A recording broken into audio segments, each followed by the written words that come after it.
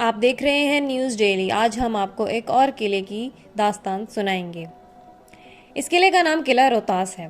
قلعہ روہتاس ضلع جہلم کا ایک تاریخی مقام ہے جو دینا سے 7 کلومیٹر جنوب کی سمت واقع ہے۔ یہ قلعہ نالا خان اور ایک اور برساتی نالے پر نالہ کس کے سنگم پر تعمیر کیا گیا ہے۔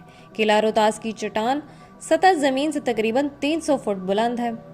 قلعہ روہتاس شیر شاہ سوری کے ماہرین فن کی فنکاری کا ایک نادر نمونہ ہے جو آج سے 450 سال سے زائد عرصہ گزر جانے کے باوجود بھی عظمت رفتہ کے نشان کی مانند قائم ہے۔ قلعہ روہتاس کے دروازے اس طویل عرصے کی شکست و ریخت کے باوجود قائم ہیں۔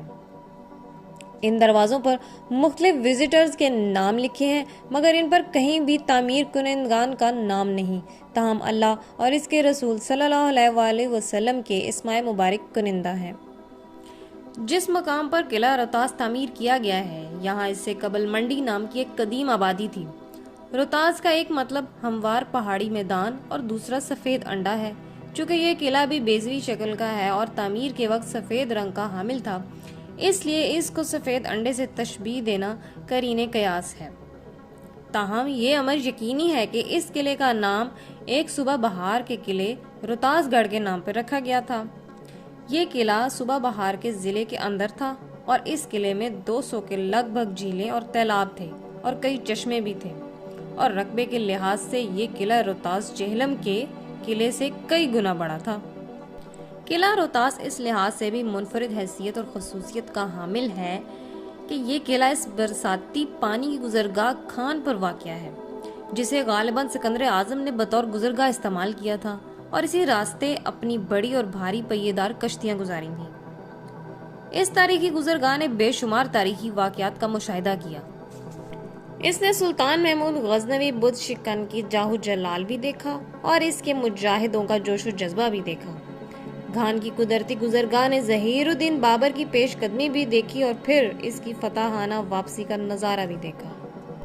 قلعہ روہتاس کا بانی فرید خان بن حسن خان بن ابراہیم خان جو تاریخ کے اوراق میں شیر شاہ سوری کے نام سے جلوہ افروز ہوا، ایک نہایت بہادر اور ذہین اور پڑھا لکھا نوجوان تھا جسے عربی فارسی تاریخ پر عبور حاصل تھا اور اس کے اساتذہ اس پر فخر محسوس کرتے تھے۔ فرید خان المعروف شیر شاہ سوری کی تاریخ پیدائش میں اختلاف ہے۔ ایک تحقیق کے مطابق شیر شاہ سوری کی تاریخ پیدائش 1482 ہے اور دوسری تحقیق کے مطابق اس کی تاریخ پیدائش 1472 ہے۔ شیر شاہ سوری کا آبائی علاقہ ہرات اور قندھار کے درمیان ایک علاقہ سور تھا۔ شیر شاہ سوری نے 2 فیصلہ کن جنگوں میں ہمایوں کو شکست دے کر ایران کی طرف پناہ گزین ہونے پر مجبور کر دیا اور 4 سال 6 ماہ 22 دن تک تخت نشین پر متمکن رہا۔ قلعہ روہتاس کی بنیاد 15 مئی 1541 بمطابق ربیع الاول 948 ہجری کو رکھی گئی۔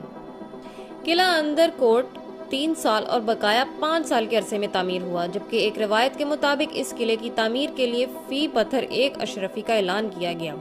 یہ قلعہ 4 سال 7 ماہ اور 21 دن میں مکمل کر دیا گیا۔ قلعے کی تعمیر میں کم و بیش 3 لاکھ افراد نے حصہ لیا۔ قلعہ روہتاس کی تعمیر کا ایک مقصد تو یہ تھا کہ ہمایوں کی واپسی کا راستہ مسدود ہو جائے اور دوسرا یہ کہ مغلوں کے وفادار گکھڑوں پر کڑی نظر رکھی جائے تاکہ وہ ہمایوں کو دوبارہ حصول اقتدار کے لیے مدد نہ دے سکیں۔ تاہم قلعہ روہتاس کی تعمیر کے دوران ہی گکھڑ بھی سلطان پور کے مقام پر اپنی قوت میں اضافہ کرنے اور شہر کو فصیلدار قلعہ بنانے میں کوشاں تھے۔ قلعہ روہتاس کی تعمیر کے تعمیراتی خرچ کا اندازہ 40,25,000 روپے ہے، جبکہ قلعہ اندر کوٹ پر کل 8,05,05,000 روپے خرچ ہوئے اور اس کے بیرونی قلعے پر جو اس سے 3 گنا بڑا ہے 1,21,75,000 روپے خرچ ہوئے، جبکہ برطانوی کرنسی میں یہ رقم 21,75,000 پاؤنڈ بنتی ہے۔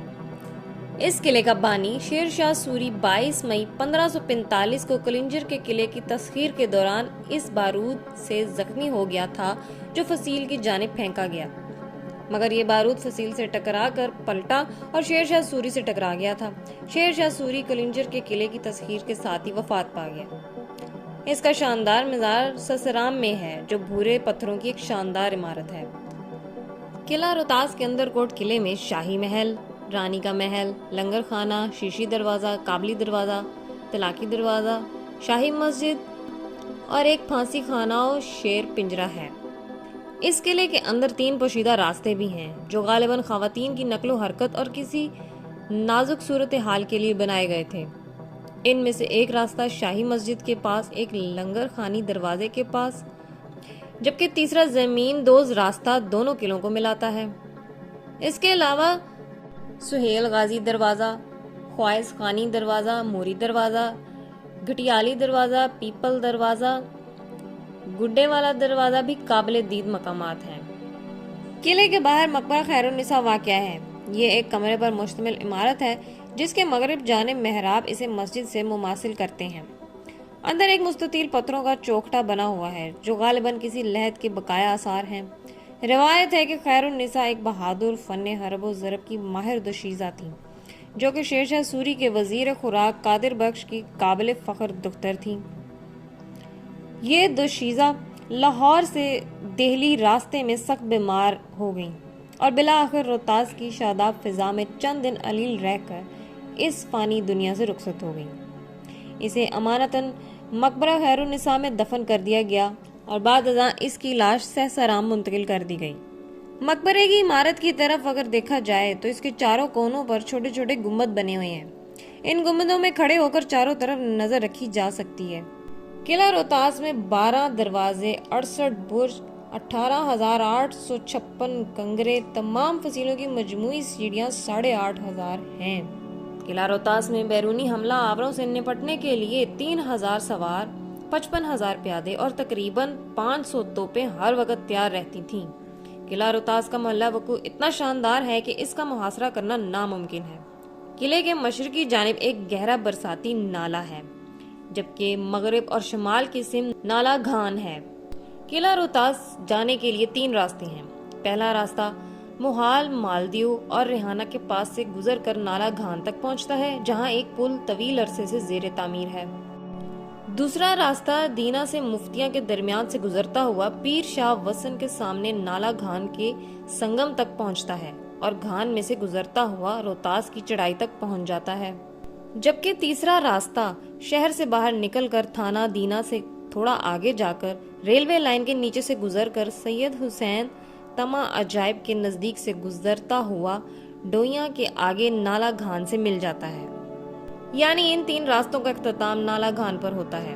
برسات کے دنوں میں نالہ گھان کا بھپرا ہوا پانی روہتاس کا رابطہ دیگر شہروں سے منقطع کر دیتا ہے اور لوگوں کو بے حد مشکلات کا سامنا کرنا پڑتا ہے۔ انہی مشکلات کی وجہ سے بہت سے سیاح بھی روہتاس کا رخ کرنے سے ہچکچاتے ہیں۔